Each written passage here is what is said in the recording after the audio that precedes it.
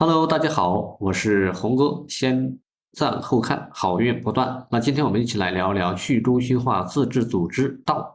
那也被称为分散自治组织。在节目中呢，我们将会分享一些财富密码啊，请大家一定要看到最后。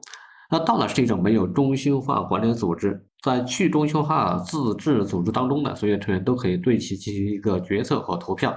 它没有中心化的权力结构。这种组织形式的优点呢有很多呀，其实最明显的就是道可以提高透明度和减少腐败，因为道呢它的决策是通过智能合约进行执行的，每个人都可以查看到决策的细节。这种透明度呢可以帮助企业呢减少腐败和一些不公平的一些决策啊。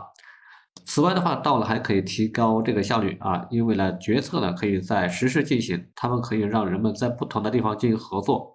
不需要第三方，使组织更加的透明公平。道呢可以帮助加速项目的发展，他们使人们可以通过智能合约进行一个资金管理和投票，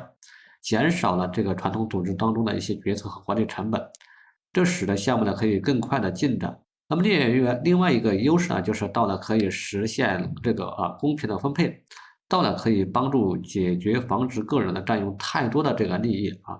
但是的话呢，道也有一些缺点啊，它呢不是所有的道都会成功的它会像其他这个传统组织一样的道也需要一个正确的管理和一个决策。如果没有适当的管理呢，道可能会面临这个失败的风险。咱们另外一个问题就是呢，道的缺乏这个中央权威，在某些情况下，道可能会面临一个决策的困境啊。这样的话，他可能会没有办法去做出明确的这样一个决策。但是的话呢，这些缺点并不意味着道呢它是不可行的。那它会通过正确的一个管理和决策呢，道可以成为一种强大的一种组织形式啊。为了实现这种公平分配呢，可以使用一些这个工具，比如说呢例如这个贡献证明的这种机制。那这些机制的话呢，可以衡量每个参与者的贡献度，从而分配相应的奖励。这样的话，每个人都可以根据自己的贡献来获得公平的收益。那么另外一个方法呢，使用这个预算投票机制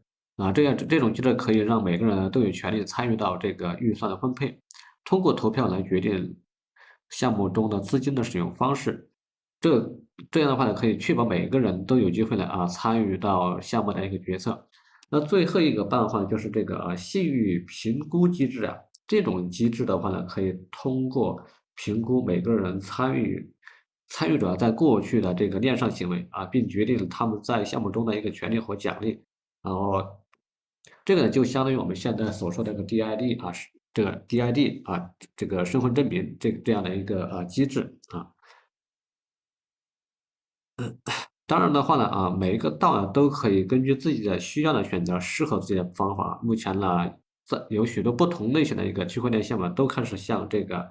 道的这个方向发展了啊。其中呢最受关注的就是早在2021年呢推出这个宪法道其太币呢为 People 引起了人们对这个道的广泛的一个关注。那么第二个呢可能是去中心化自治组织的龙头 Aragon 呢是一个去中心化自治组织的一个平台，可以帮助创建、管理和投票的一个组织决策。那它的生态治理 token 为 ANT 啊。如果大家对二级市场感兴趣的话呢，不妨多多关注这两个，就是 People 和这个 ANT 啊。当然了，随着 Web3不断的发展呢，未来会有越来越多的道的组织会出现啊。大家呢也将会有更多的机会来参与到不同的这个道组织当中去贡献自己的价值，从而呢获得一定的收益。当然了，如果大家对以上的内容呢有不同的观点呢，可以欢迎在评论区进行一个交流。好的，今天的分享就到这里了，还没关注红哥的可以加个关注，点个赞，我们下期再见，拜拜。